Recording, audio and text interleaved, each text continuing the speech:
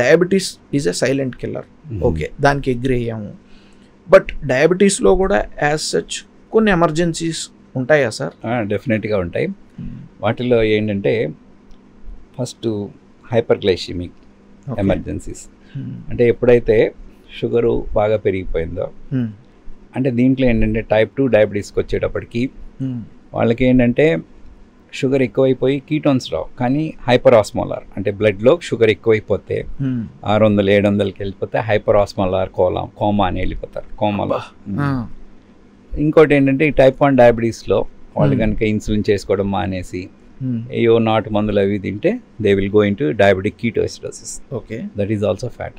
ఈ రెండు emergencies, okay, hyper ఆస్మోలారు, diabetic.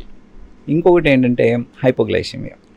అంటే హైపోగ్లైసిమియా ఏంటంటే ఇట్ మే బి ఐట్రోజెనిక్, అంటే మనం ఇచ్చే మందుల వల్ల రావచ్చు, లేదు వాళ్ళు సరిగా ఆహారం తీసుకోకపోవటం.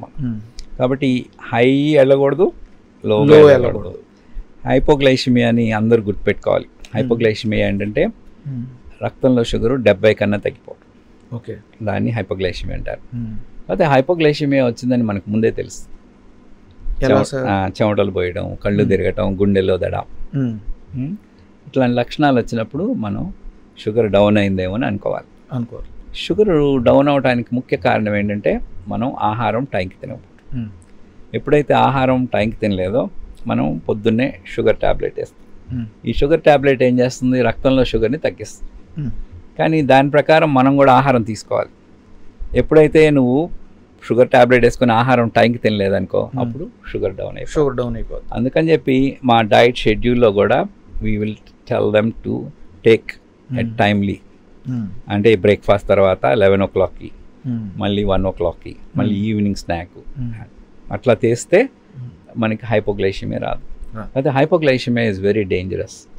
ఇంకోటి ఏంటంటే మనం తెలుసుకోవాలి, హైపోగ్లైసిమియా మనకి తెలియగానే చాలామంది నెగ్లెక్ట్ చేస్తారు, బాగానే ఉన్నాను. కాబట్టి దట్స్ వెరీ ఈజీలీ మేనేజబుల్. ఏం చేయాలంటే దానికి లో షుగర్ అని అనిపించగానే బళ్ళు నడిపే వాళ్ళు ఉంటారు, మెషినరీ చేసే వాళ్ళు ఉంటారు.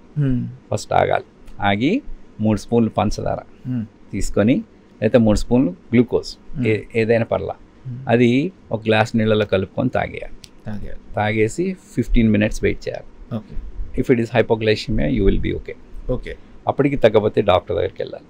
కాకపోతే హైపోగ్లైసిమియా రావడానికి కారణాలు నేను చెప్పాను. టైంకి తినకపోవడం, ఒక్కోసారి మనం తీసుకునే ట్యాబ్లెట్స్ ఇట్ మే బీ, అంటే వాళ్ళ భాషలో చెప్పాలంటే పవర్ ఎక్కువైతే కూడా లో షుగర్ వస్తుంది.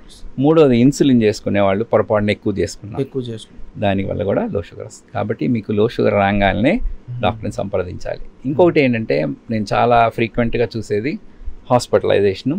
ఏం చేస్తారంటే ఈ డయాబెటీస్ ఉన్నోళ్ళు when they go for nephropathy, అంటే క్రానిక్ కిడ్నీ డిసీజ్ అంటారు.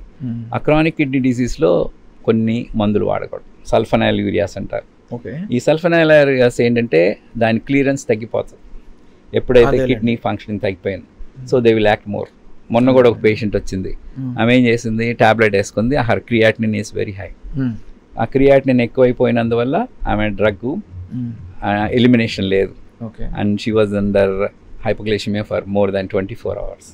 And because this lifestyle, what you call drug life ఉంటుంది కదా, అది 24 hours కన్నా ఎక్కువ ఉంటుంది. So they have to be very careful. ఇంకోటి గుర్తుపెట్టుకోవాల్సింది ఏంటంటే లివర్ కానీ కిడ్నీ కానీ చెడిపోయినప్పుడు షుగర్ డౌన్ అయిపోతుంటారు. అందుకని మీకు లో షుగర్ వస్తే డాక్టర్ని సంప్రదించి ఏం ప్రాబ్లం వచ్చిందనే చూసుకోవాలి. That's the most important.